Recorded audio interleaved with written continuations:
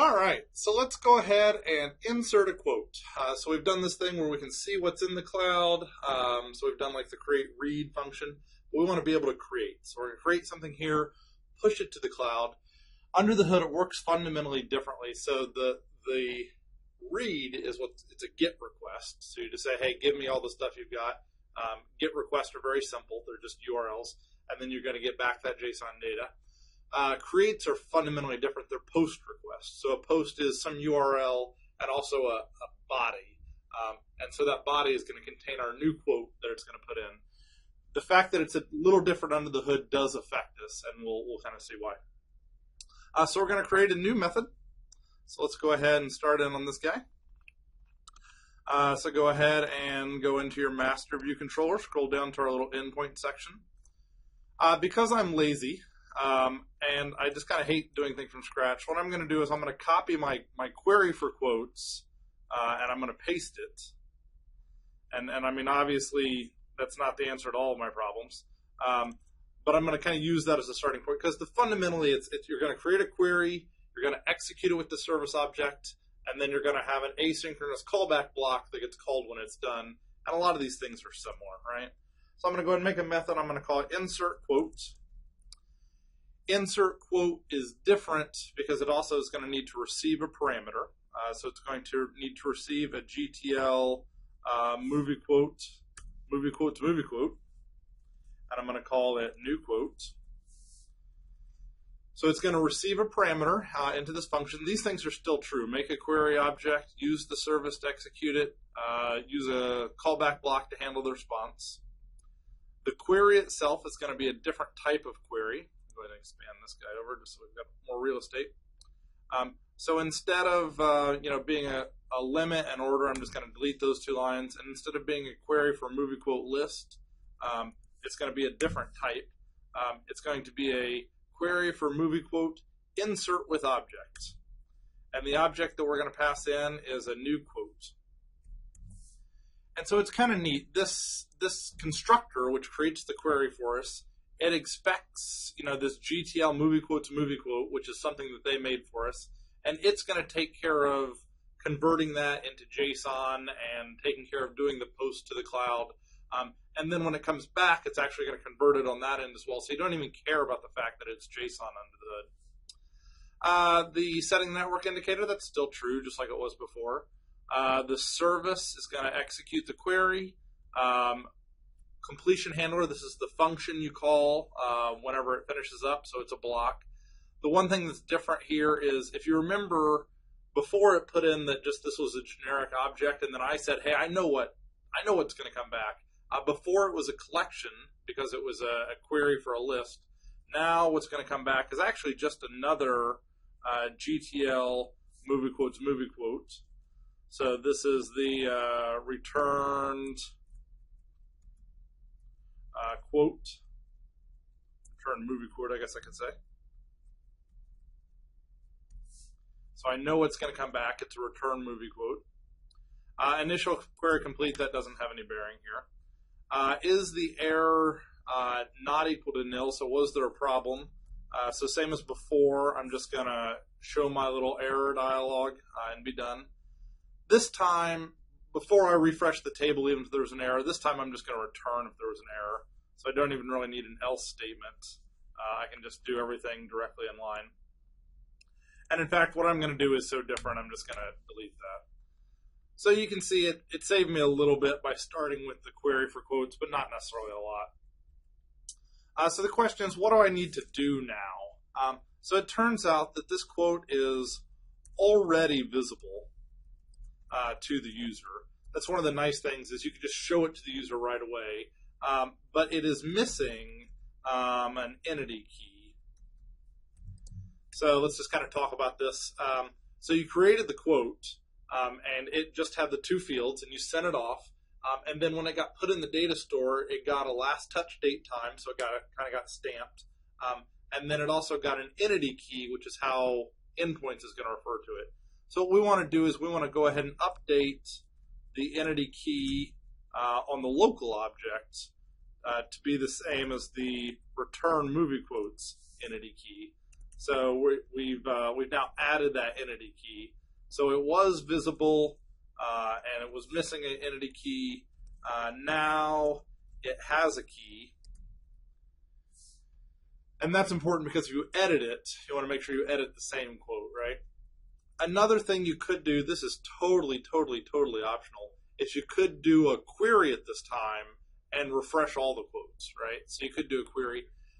One little caveat is there's an insert animation that happens. It's built into this. And query for quotes does a table reload. And it'd be nice if the animation finished before the table reloaded. It's both good for the user and it helps avoid errors, right? So there's a way you could perform a selector after a delay. So the way we do that is we're going to pick this one. So perform selector, and the selector that we're going to perform is query for quotes with object. We don't pass it any objects. It receives no parameters. After delay time interval, this is in seconds is how it works. So I'm just going to say after 1 second. And so if we add this, then it will refresh all the quotes just in case somebody else also added one. It's a nice time to do a query for quotes. So we've got a method. It's going to do an insert and then a query right after. We need to call it somewhere. You can probably just look around and find the to-dos. Send a message to the back end to add this quote. That sounds like the right spot. And you can see that a new quote was made in here. If you want to look at all the code, this is after they click on the OK button on that pop-up. And so all we need to do is we just need to say insert quote, new quotes. So that is now done. One little caveat that I'm going to tell you about later is right now what we've written will only work on the deployed version. So I'm going to say localhost testing no, because I need to talk to the deployed version. If I go ahead and bring up the deployed version here, I can see that there should be a number of quotes. So the top one is new quote, then JSON API. And what I want to do is I want to add one. So added from iOS client. And then I don't care about the movie. So create that quote. So you can see it says added from iOS client. The spinner went here. Note if you were really close, it actually stopped and then it spun again. And if I do a refresh over here, I can see that my added from iOS client is there. Just for giggles, add another from iOS, my movie. And while I was putting that in, so this is added by the web, my movie. So what I'm going to do here is I'm going to see that this added by the web also shows up right after I insert this. So be really fast. All right. So I click on insert, it's there, and then it does another query, and it brings in added by the web. So since it's deployed, there was a little delay there, and you can see it, but you can see that it brought in everything. So that was another one. That was the one we made here. Cool stuff. Let's fix it for localhost, and then explain why. So first off, let's see it crash and fail. So I'm going to say localhost testing, yes. And then this is, this will fail. What I type does not matter.